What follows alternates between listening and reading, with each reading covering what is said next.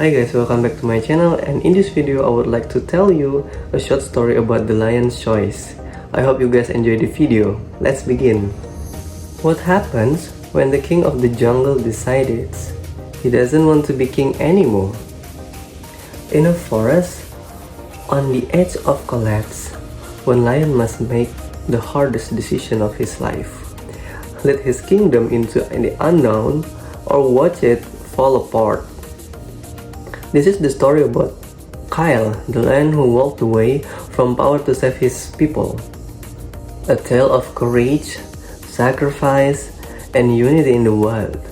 Welcome to the lion's choice. Stick around and let the forest reveal its secrets. In the heart of sprawling Zubarah forest, where trees brushed the sky and rivers sang their endless songs, lived a proud lion named Kyle. He was the king of the forest, not because he had declared himself so, but because none dared to challenge him. His roar echoed through the valleys, and even the birds paused their songs when he passed. Kyle lived alone at the edge of the amber cliffs, far from the other animals. Though he was a powerful and fair ruler, he was distant. The animal admired him, some feared him, but none truly knew him. He was a figure of strength, non-war. Life in Zubarah was not always peaceful. During dry seasons, water became scarce and the animals would quarrel over the shrinking pools. When the food was low, suspicion rose. Yet, despite this tension, Kyle never interfered unless a real threat emerged. His presence alone was usually enough to stop trouble. One year, however, things changed. The rains that usually filled the rivers never came. The sky remained merciless blue, the ground cracked, and trees dropped like tired elders. Even the mighty Kazan River, which had never run dry in living memory, became a muddy trickle. Desperation settled over Zubarah. One evening, Kyle descended from the amber cliffs. Word spread like wildfire. All animals gathered at the great hollow, a massive clearing surrounded by ancient trees. Elephants, gazelles, monkeys, leopards, warthog, birds, and even usually reclusive hyenas came. Kyle stood at the center, his golden mane catching the last rays of the sun. "We face a time unlike any before," Kyle began, his deep voice commanding silence. "The river is nearly gone, food grows scarce. If we fight among ourselves, we will all perish. We must find another way." A murmur ran through the crowd. It was rare for Kyle to speak, and rarer still for him to sound uncertain. "Perhaps," said Taro, the old tortoise, "it is the time for the Council of Beasts to return." The council had once existed generations ago to represent every type of creature in the forest. But as Kyle grew stronger, the need for it had faded. "I'm not opposed," Kyle said after a pause. "Let each group send one representative. We meet at dawn." And so, for the first time in many seasons, the Council of Beasts gathered. Kyle was joined by Nira, the wise elephant, known for her memory and calm; Zack, the sly jackal, always whispering ideas no one trusted; Aru, the young monkey, quick-witted and quicker with jokes; Mira, the gazelle, graceful and thoughtful; Daka, the hyena, bold and brash. As they passed, the council discussed ideas, digging new wells, rationing food, traveling beyond Zubarah, but disagreements erupted frequently. Zack wanted to hoard food. Daka suggested taking over smaller groups to survive. Mira advocated for unity, while Aru mocked the others with sarcasm that wore thin quickly. Kyle listened more than he spoke. One evening, after a particularly heated debate, Kyle walked alone to the edge of the dying river. There he found a teeny chameleon named Lilo, perched on a stone, watching the water. "You fell from the treetops, little one," Kyle said. Lilo blinked.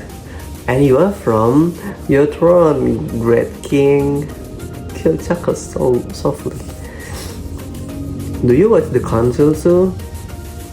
"I do," Lilo said. "And I think you already know what must have been done. You're just afraid." Kyle frowned. "Afraid?" "Yes," Lilo replied. "You fear that if you show weakness, the forest will stop following you. But it's not strength that will save Zubara, it's sacrifice." Kyle was silent. That night, he called the council again, but this time he invited not only the leaders but everyone. "I've made my decision," Kyle said to gather animals. "I will lead an expedition beyond the mountains to search for a new water source. I didn't ask you to follow me, but I cannot stay and watch you suffer while doing nothing." Gas rose. The mountains were dangerous and unknown. Many thought them cursed. "You will die," Daka said bluntly. "Perhaps," Kyle answered, "but it is better than ruling over bones." "I'll come," Mira said quietly. "So will I," Mira added. "I guess it's better than listening to the Zack whine all day," Aru smirked. "Even Zack grumbled, I'll go if only to prove you all wrong." And so it was decided. They left at dawn, a caravan of beasts, large and small, traveling beyond where Annie had dared go. Days turned into weeks. They crossed barren lands, climbed steep bridges, and braved fierce storms. Some turned back and some didn't survive. But then, on the 21st day, they found it. A valley unlikely any other, green and fertile, fed by a hidden underground spring that bubbled up into crystal pools. Trees laden with fruit, grass, lush and cool. Birds they had never seen sang songs that reminded them of rain. Zubra was safe.